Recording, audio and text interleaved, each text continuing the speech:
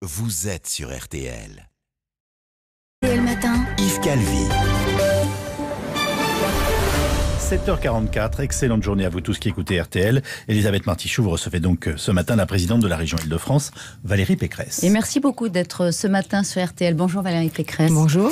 Un mot d'abord, si vous le voulez bien, de cette polémique ce week-end sur le voile, après qu'un député La République En Marche, Aurélien Taché, a mis sur le même plan le voile islamique et un serre-tête dans une émission sur France 5. Il a établi cette comparaison pour dire qu'il refusait de se prononcer sur le port du voile par les toutes jeunes filles. Comment vous avez entendu cette comparaison? Relativisme a dénoncé hier Marlène Schiappa au grand jury RTL Le Figaro. J'ai envie de dire quel mépris et quelle méprise. Mépris pour les catholiques, mais aussi méprise. Parce que le voile, ça n'est pas un accessoire de mode. Le voile, a une signification à la fois religieuse et une signification politique. Et on ne peut pas comparer les deux. Mais ce qui m'inquiète dans le discours d'Aurélien Taché, c'est qu'il est bien davantage communautariste que républicain. Il me rappelle Claude Barthelone, mon adversaire au régional, qui en 2015 m'avait accusé de défendre la race blanche et les serre-têtes, comme par hasard, encore ce serre-tête. Vous étiez l'incarnation dans son esprit quand il l'avait dit, votre prédécesseur, effectivement, celle d'une bourgeoisie versaillaise qui portait de la le race blanche, n'oubliez pas, Elisabeth Martichoux, parce que la volonté de racialiser le débat, de communautariser la société française est extraordinairement dangereuse. La République, ce n'est pas des communautés, et je suis très inquiète de voir qu'un certain nombre de députés de La République En Marche partagent cette vision communautariste de la société. Aussi, hein, et ne souvenez-vous aussi de ces propos tenus par le président de la République à propos des mâles blancs qui n'avaient pas le droit d'avoir un avis sur la banlieue.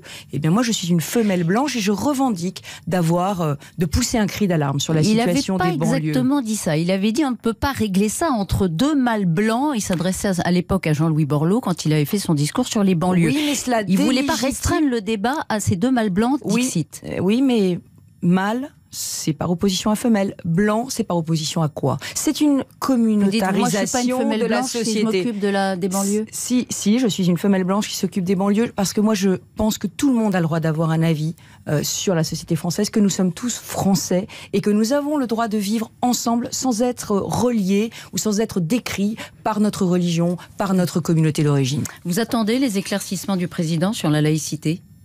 Je crois que la laïcité aujourd'hui, pour moi, c'est un principe très simple. C'est la loi au-dessus de la foi. Et nous devons dire à tous les Français, quelle que soit leur religion, tenir le même discours. Vous avez une religion, c'est votre sphère intime, elle vous appartient, mais elle ne peut s'exercer, cette sphère intime, ses convictions, que dans le cadre de la loi de la République. Et si l'on prend la question de Décathlon, parce que c'est important ce débat qui a eu lieu sur Décathlon. Alors là, on parle du hijab, qui a été vendu... Oui. Quelques heures avant d'être retiré par Décathlon pour du running. Ouais. Mais le sujet, c'est légal bien sûr, mais ça n'est pas la vision de la femme que nous voulons défendre. Ça n'est pas la vision de la femme que défend la Constitution française. Et vous savez, derrière cette polémique, il y en a une plus importante. Vous dites ce serait même anticonstitutionnel? Non, ça n'est pas la vision de la femme que nous voulons défendre. Pourquoi? Parce que je vous le dis, le voile a une signification religieuse, mais a aussi une signification politique. D'abord, les hommes ne sont pas voilés. Donc ça veut dire que c'est la signification politique du voile, c'est qu'il instaure une soumission des femmes par rapport aux hommes. Et j'y reviens. Moi, je suis inquiète parce que je vois les fédérations sportives aujourd'hui soumises en France à des nombreuses pressions, en France et dans le monde, pour autoriser le port du voile dans le cadre des compétitions nationales et internationales. Alors pour l'instant, les fédérations sportives françaises le refusent. Il faut continuer de le refuser. Parce qu'il faut qu'on défende partout dans le monde. Exactement. Soyez plus descriptif si vous voulez bien. Il y a des fédérations sportives qui sont soumises à des coups de boutoir, des communautés sur ce sujet du voile. La Fédération internationale de foot, la Fédération internationale de basket, on autorise aujourd'hui le port du voile dans les compétitions internationales. Et on sait que ça fait polémique. Pourquoi la question du voile est-elle aussi sensible?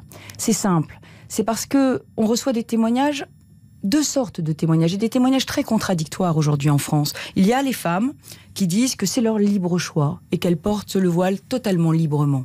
Et c'est respectable. Mais il y a aussi des femmes très nombreuses, et il faut les entendre, qui disent qu'elles portent le voile sous la contrainte, sous la menace, sous la pression sociale, par résignation. Et ces femmes-là, eh bien, mon rôle, c'est aussi de les défendre. Je suis là, en tant que femme politique, pour défendre la liberté de toutes les femmes. Ça, c'est dans le discours, en tant que responsable politique, vous mettez le curseur où ?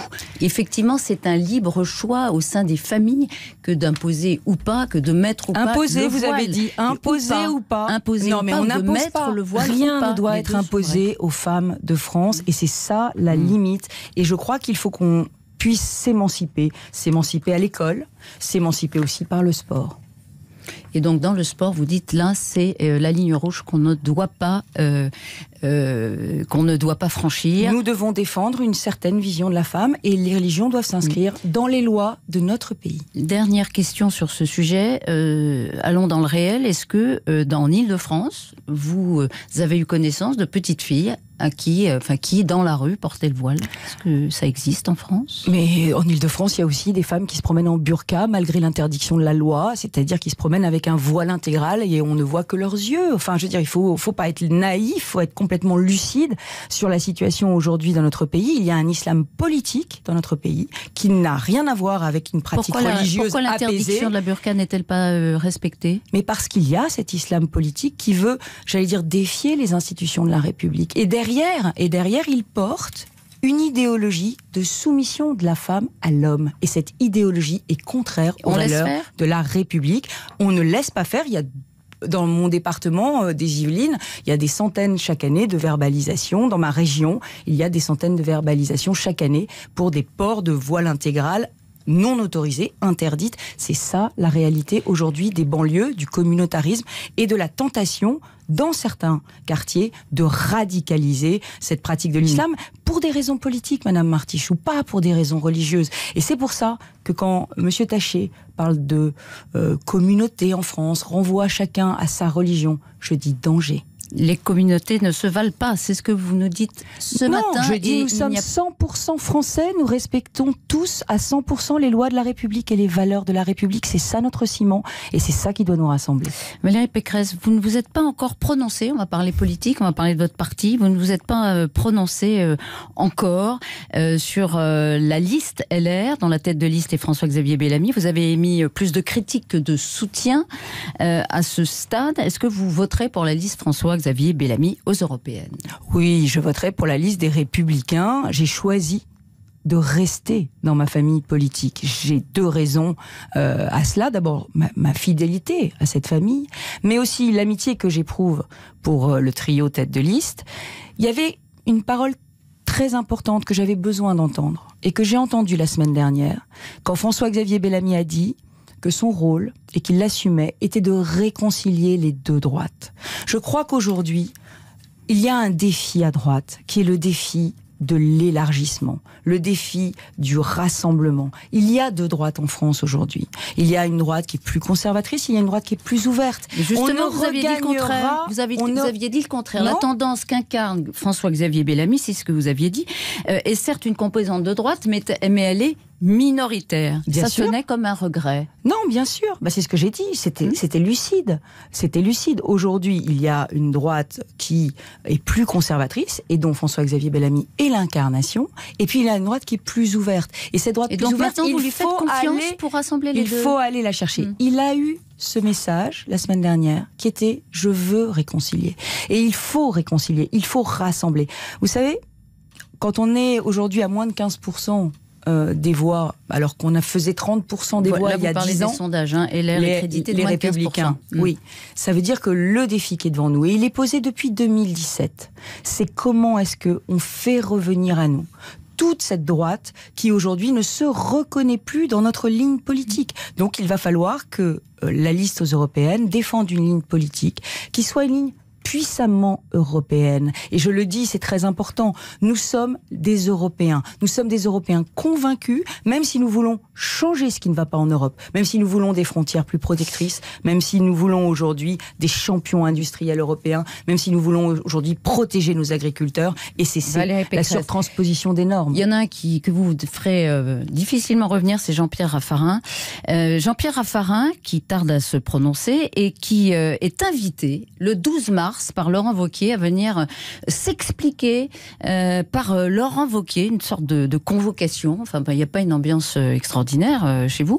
Il tente, Laurent Wauquiez, de mettre Jean-Pierre Raffarin en contradiction avec lui-même. Le Raffarin qui est supposé soutenir la liste d'Emmanuel Macron. C'est habile de convoquer comme ça un ancien Premier ministre pour un chef de parti? Moi, je suis très triste pour ma famille qu'on en arrive là, parce que je pense que peut-être des gestes auraient été nécessaires pour ancrer Jean-Pierre Raffarin dans la famille. Aujourd'hui, là encore, je le dis, ce défi du rassemblement et de l'élargissement de la droite, ce défi de ramener à nous tous ceux qui sont aujourd'hui de droite convaincus. Il fait pas son boulot de chef, là, ce chef de parti? Moi, je me souviens de Jean-Pierre Raffarin, membre fondateur de l'Union pour un mouvement populaire. Je me souviens de ce moment où, effectivement, la droite, le centre-droit se sont réunis ensemble pour pouvoir gouverner la France. Et avec... Mais ça veut dire quoi? Que Laurent Wauquiez, là, il fracture plutôt la droite plutôt qu'il ne la rassemble en ayant ce discours à l'égard de Jean-Pierre Raffarin? Aujourd'hui, il faudrait ne plus se diviser, ne plus s'engueuler et il faudrait s'élargir. Quand j'ai dit que nous devions réaffirmer notre soutien à la loi Veil, que j'ai dit que la droite devait être fière d'avoir fait voter cette loi, qui est une loi qui a offert le libre choix aux femmes. Lydia Guérou, sa porte-parole des Républicains, a dit dans le JDD, en gros, Valérie Pécresse, elle divise plus qu'elle ne rassemble en exprimant ses réserves. Mais c'est complètement l'inverse. C'est complètement l'inverse. Si on ne voit, il faut regarder un petit peu plus loin que le bout de son nez. Quand on est à 15% dans les sondages, ça veut bien dire qu'une partie des électeurs se sont détournés de nous. Ils se sont détournés de nous parce qu'ils ne nous croient pas capables d'incarner une droite qui voit la France telle qu'elle est, une droite qui est de son temps. Et malgré tout ça, Valérie Pécresse votera pour la liste LR aux européennes. Par fidélité et par amitié. Par fidélité et par amitié. Et parce qu'elle veut réconcilier les deux droites.